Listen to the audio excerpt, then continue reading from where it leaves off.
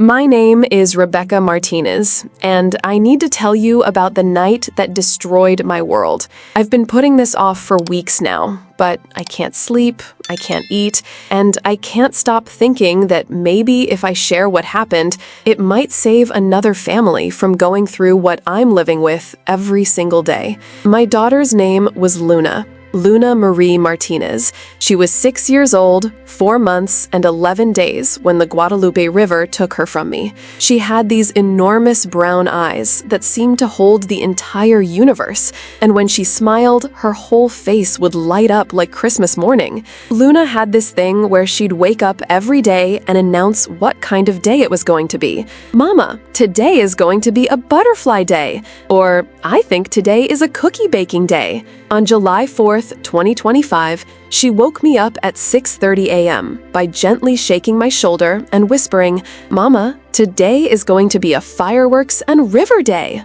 She was wearing her favorite pajamas, the ones with the little mermaids on them, and her dark curls were sticking up in every direction. We lived in a small 2-bedroom house in Hunt, Texas, right along the Guadalupe River. I'd bought that house 3 years earlier after my divorce, determined to give Luna and me a fresh start somewhere peaceful. The house was pale yellow with white shutters, and it sat on what I thought was a safe distance from the river, maybe 70 yards from the water's edge, on ground that seemed elevated enough to keep us safe from any flooding. Luna loved that house more than anywhere we'd ever lived. She'd named every room, just like she named everything else in her life. Our kitchen was the magic food place, her bedroom was Luna's castle, and our small living room was the snuggle cave. But her favorite spot was our back porch, which she called the fish watching station, where she'd sit for hours with a pair of plastic binoculars I'd bought her at the dollar store, pretending to study the fish in the Guadalupe. "Mama, I saw a fish family today," she'd tell me almost every evening. "There's a mama fish, a daddy fish, and 3 baby fish, and they all live under the big rock. The baby fish are learning how to swim super fast so they can race with the water." Luna had this dream of becoming what she called a fish scientist, a marine biologist. She'd made me promise that when she turned 7, we'd visit the ocean so she could see the fish's cousins who live in the salty water. She had this whole plan mapped out. She was going to study fish, then save all the fish, then teach other kids how to love fish as much as she did. That morning, July 4th, started like a perfect summer day. We made pancakes together, and Luna insisted on adding blueberries to make them look like the American flag. She was so excited about the Independence Day festival in Kerrville later that evening, especially the fireworks show over the river. "Mama, do you think the fish will like the fireworks?" she asked, carefully arranging blueberries on her pancake. "I don't know, baby. What do you think?" She considered this very seriously, the way 6-year-olds do when you ask their opinion about something important. "I think they'll think it's like underwater lightning, but prettier and not scary." We spent the morning on her fish watching station, reading books and playing her favorite game where we'd make up stories about the fish families in the river. Luna had this incredible imagination. She could create entire underwater worlds, complete with fish schools, fish markets, fish playgrounds, and fish hospitals. "That big fish over there," she pointed to a spot in the water where I couldn't see anything, "his name is Captain Finn, and he's teaching all the little fish how to be brave when the water gets excited." "When does the water get excited?" I asked. "You know, Mama, when it rains really hard and the water starts dancing really fast. Captain Finn tells all the fish families to hold fins and swim to the safe places until the water calms down." I wish I'd paid more attention to that conversation. I wish I'd asked her more about the fish and their safe places. Because later that night, when the water got more than excited, when it became a monster, I would have given anything to know where Captain Finn took his fish families to keep them safe. Around noon, we drove into Kerrville to run errands and get supplies for our evening picnic. Luna loved going to town because she could wave at all the people she recognized. Hunt was small enough that she knew most of our neighbors, and they all knew her as the little girl who talks to fish. Mrs. Henderson at the grocery store always saved Luna a free cookie, and that day was no exception. "Are you excited about the fireworks tonight, Luna?" she asked. Yes, and I'm going to tell the fish all about them tomorrow so they know what all the pretty lights were, Luna replied, taking a bite of her snickerdoodle cookie. We bought hot dogs for grilling, watermelon, and Luna picked out sparklers for after dinner. She was practically vibrating with excitement as we drove home around 3 p.m. "Mama, this is the best day ever," she announced from her car seat. "We have food, we have sparklers, we have fish to watch, and we have each other. That's everything anyone needs for perfect happiness." I looked at her in the rearview mirror, this beautiful little person who found magic in the simplest things, and I thought she was absolutely right. We had everything we needed for perfect happiness. When we got home, Luna immediately ran to the fish watching station to tell her fish friends about our adventure. I could hear her chattering away to the river. "Captain Finn, guess what? Tonight there are going to be lights in the sky, but don't be scared because they're happy lights, not scary storm lights." Around 4 p.m., I noticed some clouds building in the west, but they didn't look threatening. The weather forecast had mentioned scattered thunderstorms, but nothing severe. Just typical summer weather for Central Texas. Luna and I started preparing our picnic dinner, and she helped me make her famous, super special hot dog sauce, which was just ketchup and mustard mixed together, but she was incredibly proud of her culinary creation. At 5 p.m., we were sitting on our back porch, eating our picnic dinner and watching the river. Luna was telling me more stories about the fish families when the first drops of rain started falling. "Oh, good," Luna said, holding out her hand to catch raindrops. "The fish are getting their shower. Captain Finn probably told them it was bath time." I laughed and pulled her closer to me on the porch swing. "Should we go inside and watch the rain from the window?" "Not yet, Mama. I want to see the fish dancing in their shower." So we sat there for another 20 minutes, watching the rain get steadily heavier. Luna was fascinated by how the raindrops made little circles on the river's surface, and she kept making up stories about fish families playing ring toss with the ripples. By 6 p.m., the rain was coming down hard enough that we moved inside. Luna pressed her face against the living room window, still watching the river. "Mama, the water is getting really excited. Look how fast it's dancing." I looked out at the Guadalupe, and it did seem higher than usual, but nothing alarming. The current was moving faster, but the river was still well within its banks. I'd seen it like this before during heavy rains. "The fish families are probably having so much fun," Luna said. "It's like a water park for them." At 7 p.m., the thunder started. Luna wasn't scared of thunderstorms like some kids her age. She found them exciting. "The sky is having a conversation with the earth," she'd always say. "They're talking about important sky business." But as the evening went on, this storm felt different. The thunder was louder, more frequent, and the lightning was almost constant. By 8 p.m., Luna had moved away from the window and curled up next to me on the couch. "Mama, I think the sky and the earth are having an argument instead of a conversation," she said quietly. "It's okay, baby. Sometimes grown-ups have loud conversations too. It doesn't mean anything bad is going to happen." At 9 p.m., we built a fort in the living room using couch cushions and blankets. Luna loved fort building, and it seemed like a good way to make the storm feel less intense. We crawled inside our blanket cave with flashlights and some of her favorite books. "This is our safe fish cave," Luna announced. "If we were fish, this is where we'd come when the water gets too excited." She fell asleep around 10:30 p.m., curled up against me with her thumb in her mouth, something she only did when she was really tired or a little bit scared. I stayed awake, listening to the storm and feeling increasingly uneasy about how intense it was getting. At 11 p.m., I got my first weather alert on my phone. Flash flood watch for Kerr County. I wasn't too worried. We'd had flood watches before, and they usually didn't amount to much, but something about this storm felt more serious. I looked out at the river, and even in the darkness, I could see that it was definitely higher than I'd ever seen it. The current was moving much faster, too, and there was more debris floating downstream.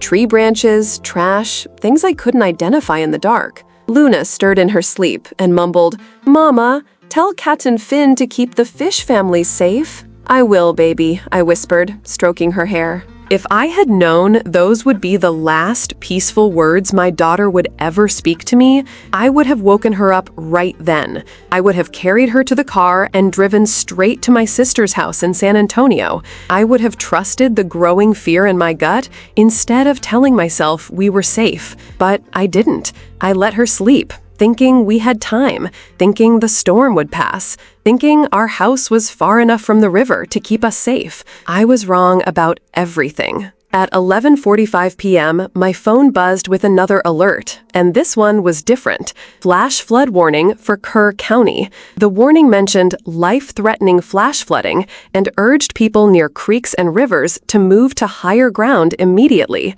I looked out at the Guadalupe again, and my heart skipped. The water was definitely higher. Much higher than I'd ever seen it. What had been maybe a 4-foot deep river that afternoon now looked like it was 8 or 9 feet deep. And the current was moving so fast that I could hear it over the thunder and rain. But Luna was sleeping so peacefully in our blanket fort, and I told myself we were probably fine. Our house sat on elevated ground, and there were several other houses between us and the river. If it was really dangerous, wouldn't our neighbors be leaving? Wouldn't someone come door to door telling us to evacuate? At midnight, I got another alert. Flash flood emergency for parts of Kerr County. This one said life-threatening situation in all capital letters. It specifically mentioned the Guadalupe River and areas around Hunt. Now, I was getting really nervous. I went to every window in the house, trying to get a better look at what was happening outside. The rain was so heavy, I could barely see 10 feet in front of me. But what I could see was terrifying. The river wasn't just high, it was angry. It was moving with a violence I'd never witnessed before, carrying massive tree branches and what looked like pieces of buildings. I should have woken Luna up right then. I should have grabbed our emergency bag and gotten us out of there immediately. But she looked so peaceful, and I kept thinking maybe the worst of it would pass over us. Maybe the warnings were for other parts of the county. Maybe we had more time. At 12:15 a.m., I heard something that made my blood turn to ice. A sound like a freight train, but deeper and more powerful. It was the sound of water moving where water wasn't supposed to be. I ran to the back window and nearly collapsed at what I saw. The Guadalupe River had become a monster. What had been 8 or 9 feet deep an hour earlier was now a raging torrent that had to be 15 or 20 feet high, and it was still rising. But the worst part wasn't the height of the water, it was the speed. The current was moving so fast that entire trees were being carried downstream like toothpicks. I watched a pickup truck tumble end over end in the rushing water like it was a toy. "Oh God," I whispered. "Oh God, oh God, oh God." I ran to our blanket fort and gently shook Luna's shoulder. "Baby, wake up. We need to go for a car ride." She opened her sleepy eyes and smiled at me. "Is it morning already, Mama?" "No, sweetheart, but we need to go visit Aunt Maria right now." "But it's still raining," Luna said, sitting up and rubbing her eyes. "And it's dark. Why do we have to leave our fish cave?" "The storm is getting really strong, and I think we'll be safer at Aunt Maria's house." Luna looked confused but nodded. She trusted me completely, and that trust would haunt me for the rest of my life. "Okay, Mama, should I bring Captain Finn a goodbye message?" "We'll come back and talk to Captain Finn tomorrow, okay? Right now, we need to hurry." I grabbed our emergency bag, something I'd prepared when we first moved to the house, but never thought I'd actually need. It had bottled water, snacks, flashlights, batteries, copies of important documents, and a change of clothes for both of us. Luna climbed out of our blanket fort and started looking around for her shoes. "Mama, why is the sky so angry? It sounds like there are monsters outside." "There aren't any monsters, baby. It's just a really big storm, but we're going to be safe." I found her tennis shoes and helped her put them on. Then I picked her up, all 45 pounds of her, and headed for the front door. But when I tried to turn the door handle, nothing happened. The door wouldn't budge. I set Luna down and tried again, putting my full weight behind it. The door was completely stuck. The water pressure on the other side had to be enormous to seal it that tightly. "Mama, why won't the door open?" Luna asked, and I could hear the beginning of fear in her voice. "It's just stuck, baby. We'll try the back door." But the back door wouldn't open either. Same problem. The water pressure was too strong. "Mama, I'm scared," Luna whispered, reaching for my hand. "It's okay, sweetheart. We'll go out through a window." I led her to our bedroom, which had the lowest windows in the house. But when I tried to open the bedroom window, I discovered it was painted shut. Probably hadn't been opened in years. That's when I heard Luna scream. I turned around, and water was pouring under the front door like a black waterfall. In the 30 seconds I'd been fighting with the bedroom window, the flood had reached our house. "Luna, come here, right now!" She ran to me, and I could see the terror in her huge brown eyes. The water was flowing across our hardwood floors, carrying mud and debris and things I didn't want to identify. I grabbed a chair and smashed the bedroom window. Glass scattered everywhere, and cold rain and wind rushed into the room. "Luna, I'm going to lift you through this window, and I want you to grab onto that tree branch right outside, okay?" She looked out the broken window at the oak tree branch that hung about 6 feet from the house. "Mama, I don't want to go out there. It's too scary." "I know it's scary, Laby, but I'm going to be right behind you. You just hold on to that branch until I get outside, and then we'll both climb to the top of the tree where it's safe." The water in our house was rising fast. It had gone from ankle-deep to knee-deep in less than a minute. I lifted Luna up to the window. "Mama, what about Captain Finn and all the fish families?" she asked as I helped her through the broken glass. "They'll be okay, sweetheart. Fish are really good swimmers, remember? Now grab that branch and hold on tight." Luna reached out and caught the oak branch with both hands. She was hanging there in the wind and rain, maybe 8 feet from the ground, which was now completely covered with rushing water. "I got it, Mama. I'm holding on." "Good girl. Don't let go. Mama's coming right now." I was climbing through the window when I felt our house shudder and shift. The flood was so powerful that it was moving our house off its foundation. The sudden movement threw me backwards, and I fell hard onto our bedroom floor, which was now covered with 3 feet of muddy water. When I scrambled back to the window, I could hear Luna screaming, "Mama, help me! The tree is moving!" The oak tree was bending under the force of the wind and the rising water, and the branch Luna was holding onto was dipping lower and lower toward the flood. I fought my way back to the window, cutting my arms on the broken glass, desperate to get to my daughter. But just as I got halfway through the window, I heard the sound that will torture me until the day I die. Luna's scream suddenly cut short. When I finally got outside, the oak tree was still there, swaying violently in the current, but the branch Luna had been holding onto was empty. My 6-year-old daughter had vanished into the black, raging water. "Luna! Luna!" I screamed her name until my throat felt like it was bleeding. I jumped into that freezing, debris-filled water without thinking. The current immediately grabbed me and tried to drag me downstream, but I fought against it, searching frantically for any sign of my little girl. The water was moving so fast and was so full of debris that I couldn't see more than a few feet in any direction. Tree branches hit me in the face and body. I swallowed mouthfuls of muddy water that tasted like dirt and motor oil and terror. "Luna, Mama's coming! Hold on!" But there was no answer except the roar of the flood and the sound of my own heart breaking. I don't know how long I stayed in that water searching for Luna. It could have been minutes or hours. Time had stopped meaning anything. The current was so strong that I couldn't swim against it, and I was getting weaker by the minute from the cold and the effort of fighting the debris that kept slamming into me. Finally, a neighbor I barely knew, Mr. Johnson, who lived on higher ground about a quarter mile from us, heard me screaming and managed to throw me a rope. He pulled me out of the flood and onto his back porch, where I collapsed, shivering and sobbing. "My daughter," I kept saying through chattering teeth, "my daughter is in the water. She's only 6. We have to find her." Mr. Johnson wrapped me in blankets and called 911, but the phones were overwhelmed. When he finally got through, they told him what I already knew in my heart. Emergency responders couldn't get to our area. The roads were completely flooded, some washed out entirely. We were on our own until the water receded. "Ma'am, I'm going to do everything I can to help you find your little girl," Mr. Johnson told me, "but right now we need to keep you alive so you can be there when we find her." For the next 4 hours, I paced Mr. Johnson's porch like a caged animal, staring out at the flood and calling Luna's name every few minutes. Mr. Johnson tried to get me to eat something or lie down, but I couldn't. Every minute that passed was another minute my daughter was out there in that nightmare, alone and afraid. As the sun started to rise around 6 a.m., I could see the full scope of the destruction for the first time.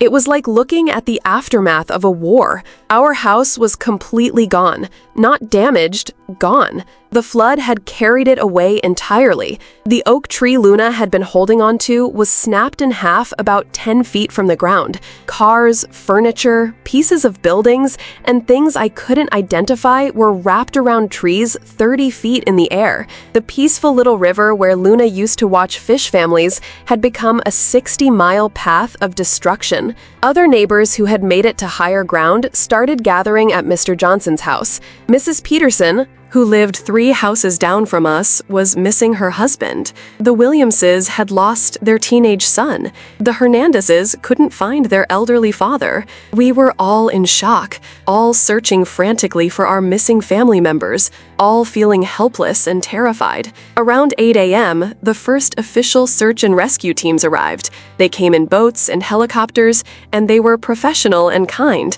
But I could see the truth in their eyes. They'd seen floods like this before. They knew that people who'd been missing for 6 hours in water that violent. "Ma'am, what was your daughter wearing?" one of the rescue workers asked me. "Mermaid pajamas," I said, "pink ones with little mermaids on them, and purple tennis shoes. She's 6 years old, about 45 pounds, dark brown curly hair, brown eyes." I showed him a picture on my phone. "Her name is Luna Marie Martinez." The rescue worker wrote down all the information and radioed it to the other teams. "We're going to find her," he told me, but I could hear the uncertainty in his voice. "She's a good swimmer," I said desperately. "I taught her to swim in our neighbor's pool last summer, and she's smart, really smart. She knows to hold on to things and call for help." The rescue worker nodded and squeezed my shoulder. "That's good. That'll help her." But we both knew that swimming skills and intelligence couldn't save a 6-year-old from a flood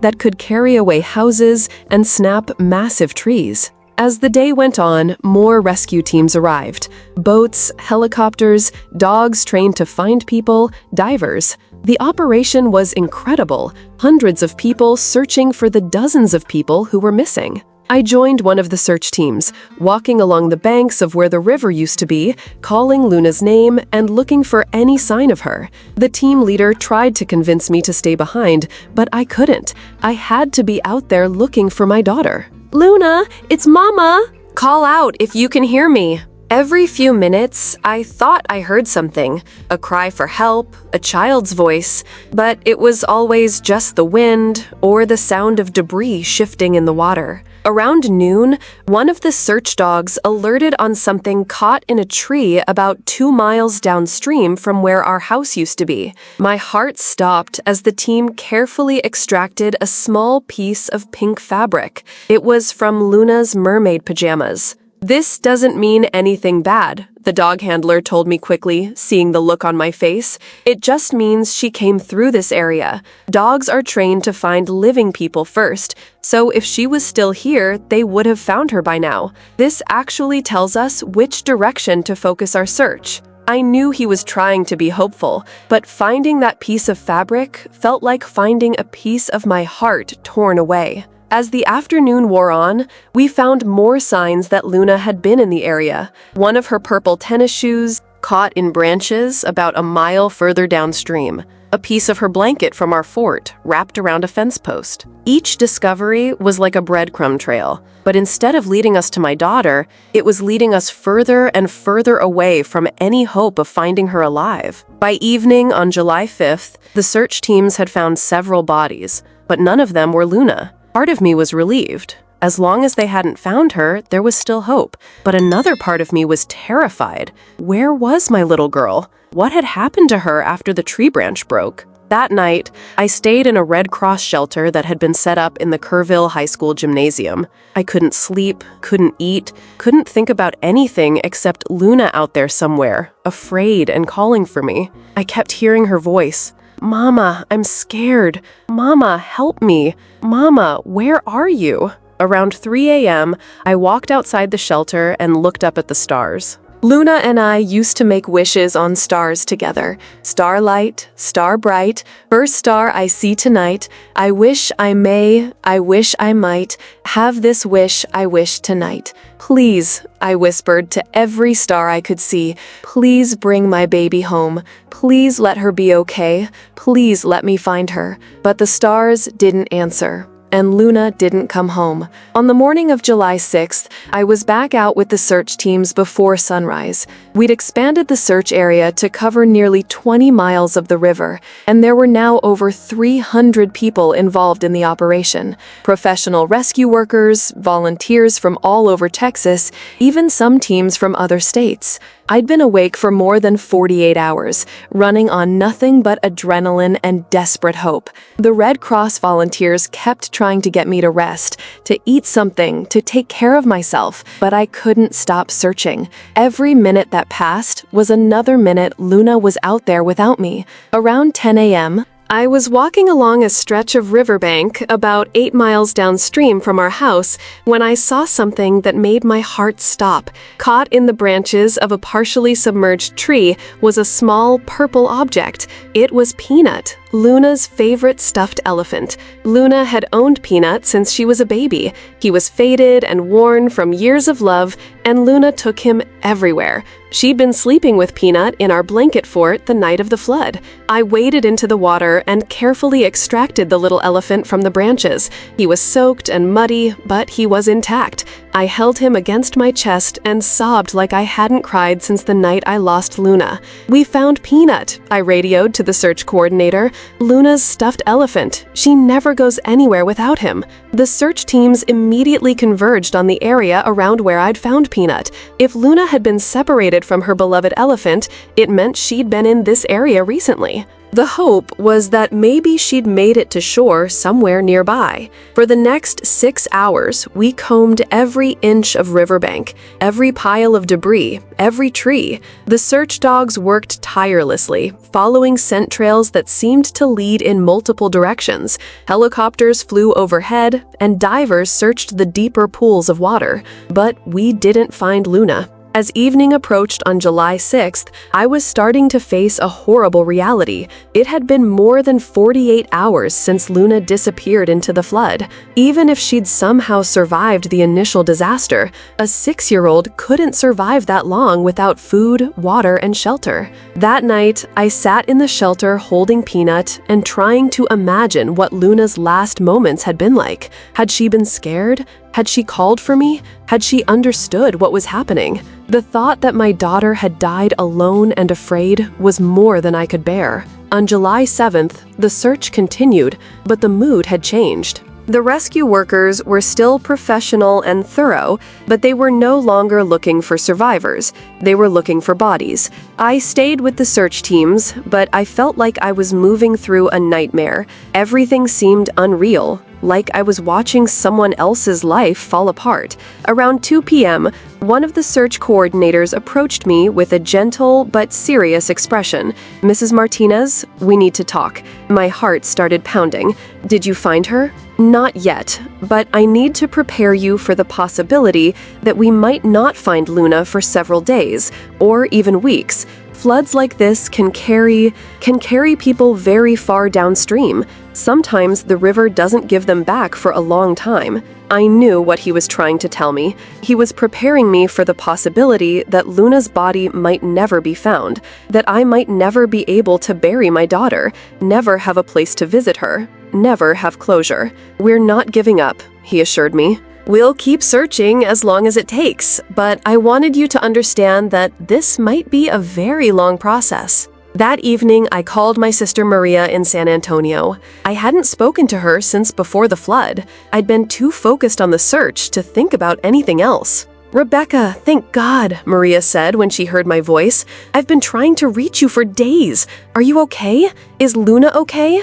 I broke down completely. I couldn't even form the words to tell her what had happened. "Rebecca, what's wrong? Talk to me." "She's gone," I finally managed to say. "Luna's gone. The flood took her, and I couldn't save her." Maria drove to Kerrville that night and found me at the shelter. She held me while I cried and told her everything about the flood, about losing Luna, about the search, about finding Peanut. "This isn't your fault," Maria kept saying. "You have to know this isn't your fault." But it was my fault. I was Luna's mother. I was supposed to protect her. I was supposed to make the right decisions to keep her safe, and I had failed her in the most fundamental way possible. On the morning of July 8th, I was awakened by one of the search coordinators. He was standing next to my cot in the shelter with an expression I'd learned to dread. "Mrs. Martinez, we need you to come with us." My legs felt like water as I followed him outside to where several other officials were waiting.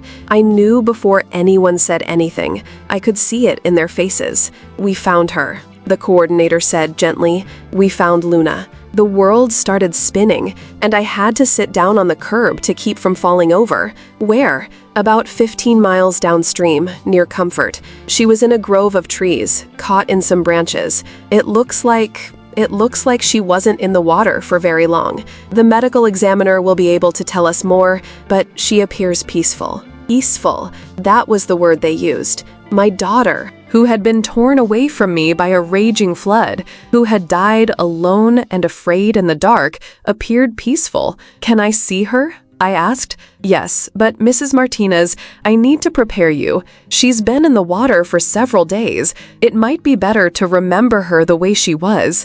I need to see her. I need to see my daughter." They drove me to the funeral home in Kerrville, where Luna's body had been taken. I sat in the parking lot for 20 minutes, trying to work up the courage to go inside. Maria held my hand and told me I didn't have to do this, that I could wait, that there was no rush, but I had to see her. I had to know for sure. Luna was lying on a small table, covered with a white sheet. She looked so tiny, so fragile. Her beautiful dark curls were still damp, and there were small cuts on her face from the debris in the flood. But the coordinator was right. She did look peaceful. She looked like she was sleeping. I touched her cold hand and whispered, "Mama's here. Baby, Mama's finally here." I stayed with Luna for 2 hours, telling her how sorry I was, how much I loved her, how I'd failed her when she needed me most. I told her about all the people who had been searching for her, all the people who cared about her,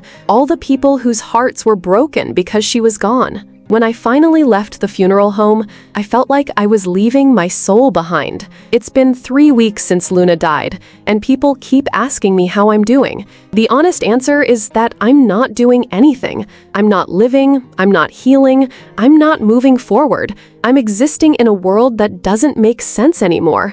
A world where 6-year-old girls can be torn away from their mothers by water that's supposed to give life, not take it. The counselor they assigned me through the Red Cross keeps telling me that I need to stop blaming myself. She says that what happened to Luna was a natural disaster, an act of God, something that no one could have prevented or predicted.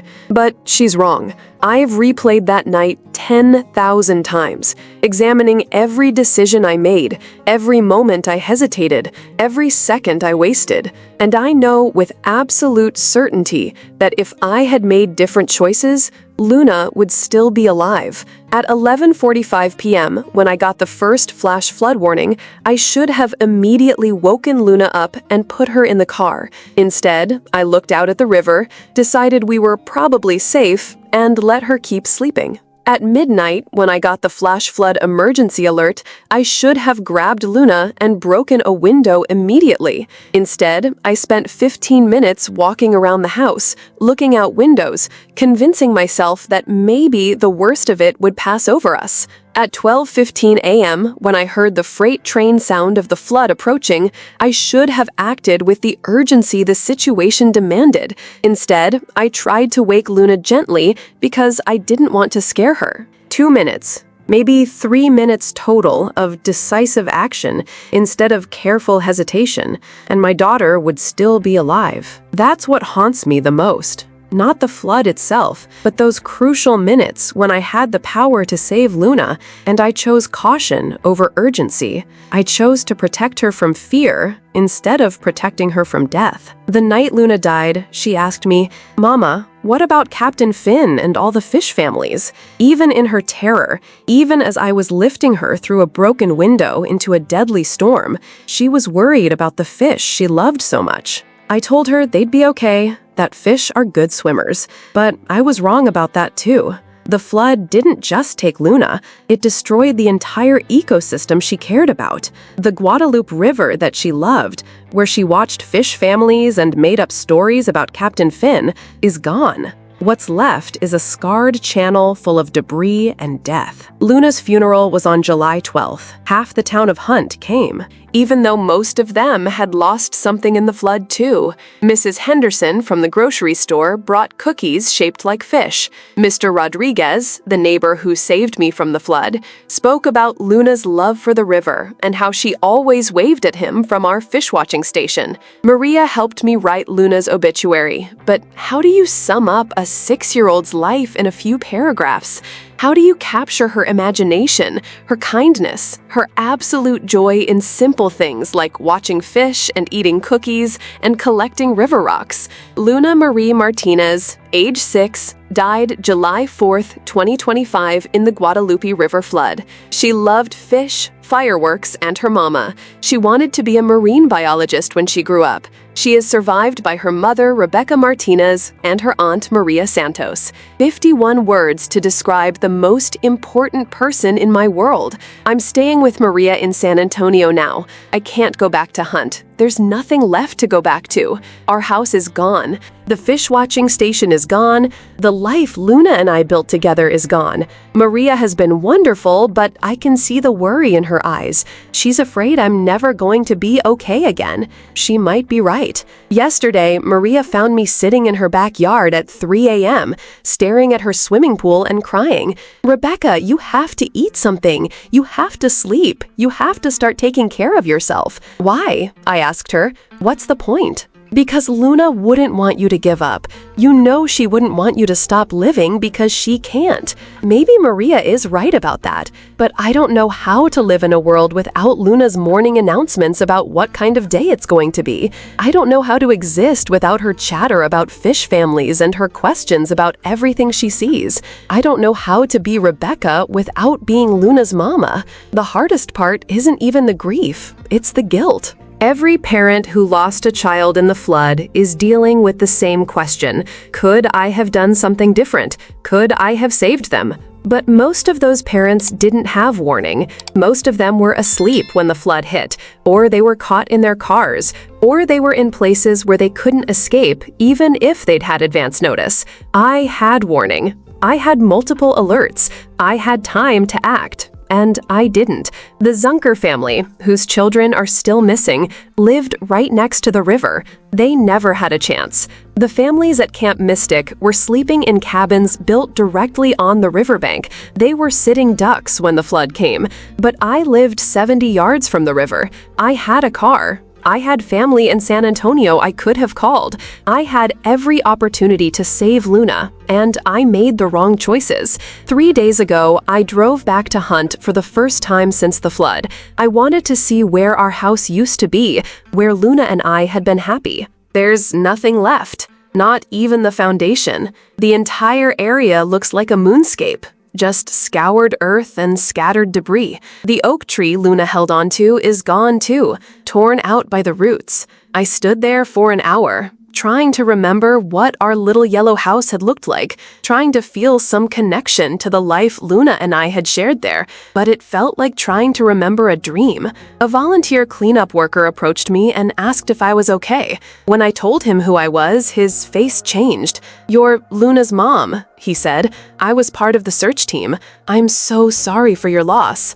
"Thank you," I said, because that's what you're supposed to say. "Your daughter, she was special. Everyone who met her during the search, they all talked about how much she loved the river, how she cared about the fish. She left an impression." That night, I had the dream I've been having every night since Luna died. In the dream, I make all the right choices. I wake Luna up the moment I get the first flood warning. I grab our emergency bag and get us out of the house before the water reaches it. I drive to Maria's house in San Antonio, and Luna falls asleep safely in the guest bedroom. In the dream, we wake up the next morning and watch the news about the terrible flood in Kerr County. Luna feels sad about the fish families, but I explain that fish are smart and they swim to safe places during floods. We spend the day making care packages for flood victims, and Luna insists on including fish-shaped cookies for the people who lost their fish friends. The dream is so vivid, so real,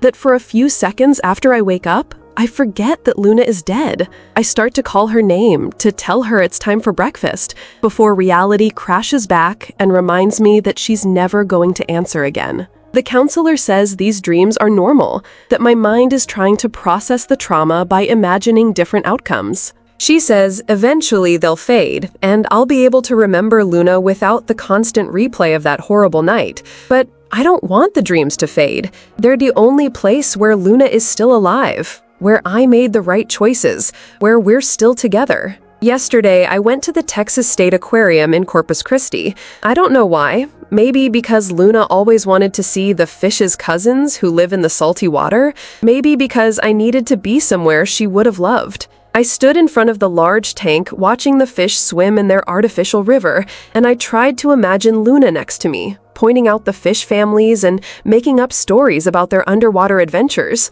Look, Mama, that big fish is Captain Finn's cousin. He's teaching all the little fish how to be brave in the salty water. But Luna wasn't there, and the fish just swam in circles, and I cried in front of a tank full of strangers who pretended not to notice. A little girl, maybe 4 years old, tugged on her mother's shirt and pointed at me. Mama, why is that lady sad about the fish? Her mother quickly pulled her away, but I heard her whisper, "Some people are sad about things we can't see, sweetheart." If only it were that simple. If only my sadness were about something invisible, something that couldn't be measured or quantified. But my sadness has a name and a face and curly dark hair and brown eyes that used to light up when she talked about fish families. My sadness is 6 years, 4 months, and 11 days old, and it died because I failed to protect it when it mattered most. I'm sharing Luna's story, sharing my failure, because I can't bear the thought of another parent going through what I'm living with right now.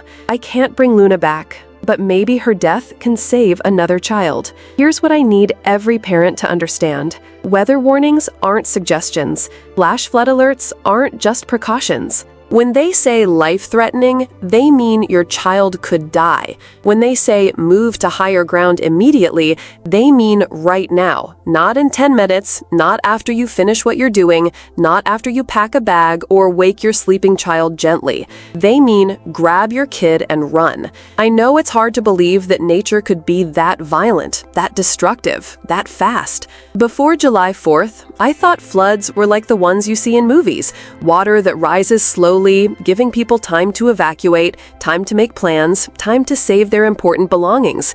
But flash floods aren't like that. Flash floods are monsters that can appear in minutes and destroy everything in their path. The Guadalupe River went from 4 feet deep to 30 feet deep in 45 minutes. Houses that had stood for decades were gone in seconds.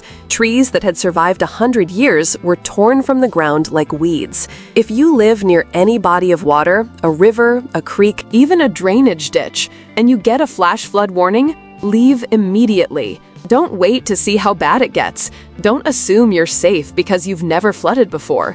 Don't hesitate because your child is sleeping peacefully and you don't want to scare them. Scare them. Wake them up, put them in the car, and drive to higher ground. Let them be angry about having their sleep interrupted. Let them be confused about why you're acting so urgently. Let them think you're overreacting, because overreacting might save their life, and underreacting might cost them everything. The night Luna died, she asked me if the fish would be scared of the fireworks. I told her that Captain Finn would keep all the fish families safe during the scary times, but I couldn't keep my own daughter safe when she needed me most. Luna trusted me completely. When I told her we needed to leave our fish cave and go for a car ride in the middle of the night, she didn't question it. When I lifted her through a broken window into a terrifying storm, she held on to that tree branch because I told her to. When the water was rising around her and she was scared, she called for me because she believed I would save her.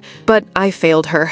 I was 30 seconds too late. 2 minutes too hesitant, 3 minutes too careful, and my beautiful, imaginative, fish-loving daughter paid the price for my poor judgment. I see Luna's face in every news story about the flood. When they talk about the 135 people who died, I think about how Luna is just a number in that statistic. When they interview other survivors, I think about how I should be grateful to be alive, but I can't feel anything except guilt that I survived when my daughter didn't. The media keeps calling it a natural disaster, an act of God, a once-in-a-century flood. They interview meteorologists who explain how the remnants of Tropical Storm Barry combined with other weather systems to create a perfect storm scenario. But for me, it wasn't a perfect storm or an act of God. It was a test of my ability to protect my child. And I failed. Other parents have asked me how I'm coping, how I'm getting through each day. The answer is that I'm not coping, not really. I get up each morning because Maria makes me get up. I eat because she forces food in front of me. I shower because she reminds me that Luna would want me to take care of myself. But I'm not living. I'm just existing in a world where Luna should be, but isn't. Yesterday, I found one of Luna's drawings in a book I'd brought from our house, one of the few things that survived because it was in my car when the flood hit. The drawing showed our house, the river, and dozens of fish with smiling faces. At the top, in Luna's careful 6-year-old handwriting, it said, "Me and Mama and the fish families." I stared at that drawing for an hour, remembering how proud Luna was when she finished it, how she'd explained each fish's personality and role in their underwater community. I remembered her asking me to put it on the refrigerator so Captain Finn could see it from the river. That drawing is now one of my most precious possessions. But it's also torture. It's a reminder of Luna's joy, her innocence, her absolute trust that her mama would always keep her safe. I've started volunteering with flood relief organizations. Not because I'm healing or moving forward, but because it's the only way I can channel my guilt into something useful. I help other families who lost everything in the flood, and I tell them Luna's story when they're ready to hear it. Most of them understand immediately. They see the weight I'm carrying, the regret that follows me everywhere. Some of them share their own what-if stories. What if they'd left 5 minutes earlier? What if they'd taken a different route? What if they'd listened to their instincts instead of their logic? But none of them had the warning I had. None of them had the opportunity I squandered. Last week, I spoke at a community meeting about flood preparedness. I was terrified to get up in front of all those people and tell them about the worst night of my life, but I knew Luna would want me to try to help other families. My daughter Luna died because I didn't take the warning seriously enough, I told them. I thought we had more time. I thought we were safe. I was wrong about everything, and my daughter paid the price for my mistakes. After the meeting, a woman approached me with tears in her eyes. "Thank you for sharing that," she said. "My family lives right next to Cypress Creek. I've always thought we were far enough away to be safe, but after hearing your story, we're going to make an evacuation plan. Tonight." Maybe that's Luna's legacy. Maybe her death will save other children by teaching their parents to take flood warnings seriously. Maybe some other 6-year-old will get to grow up and become a marine biologist because their parent remembered Luna's story and made the quick decisions I failed to make. It's not enough. It will never be enough to balance the scales of losing Luna, but it's something. Every night before I try to sleep, I talk to Luna. I tell her about my day, about the people I've met who are working to prevent other flood deaths, about the families who are learning from our tragedy. "I'm trying, baby," I whisper into the darkness. "I'm trying to make sure other little girls don't have to be scared like you were. I'm trying to help other mamas be braver than I was." Sometimes I imagine I can hear her response. "It's okay, Mama. You loved me the best you could. Now help other mamas love their babies better." But most nights, there's just silence. and the weight of everything I should have done differently. Luna Marie Martinez, 6 years, 4 months, and 11 days old. She loved fish and fireworks and her mama. She wanted to save all the fish in the world. She trusted me to keep her safe, and I let her down when it mattered most. But she would want her story to save other children. She would want other parents to learn from my mistakes. She would want Captain Finn's fish families to keep swimming safely in rivers where the water doesn't turn into monsters.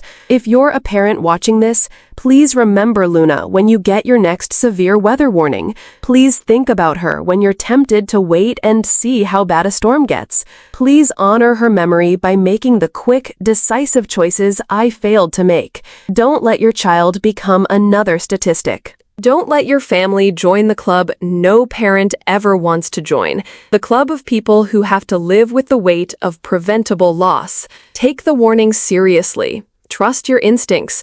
Move fast when danger threatens. And if you have a little girl who loves fish and dreams of being a marine biologist, hug her extra tight tonight. Tell her about Luna, who loved fish families and wanted to keep them all safe. Tell her that sometimes the bravest thing a fish can do is swim away from danger as fast as possible. Tell her that Captain Finn would want her to listen to her mama and daddy when they say it's time to find higher ground. And tell her that somewhere, a little girl named Luna is swimming with all the fish families in a river where the water is always calm and the storms never come. That's the only way I can sleep at night. Imagining Luna in a place where she's safe, where she's not afraid, where she gets to be the marine biologist she dreamed of becoming. But she should still be here with me, collecting river rocks and making up stories and announcing what kind of day it's going to be. She should still be here. And the only reason she's not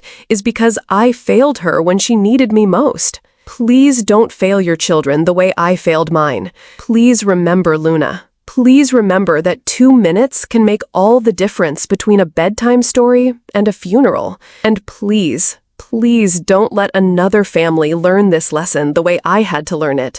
Luna's gone, but her story can still save lives. That's all I have left to give her now. The hope that her death might prevent other deaths, that her fear might help other children avoid the same terror. It's not enough. It will never be enough. But it's all I have.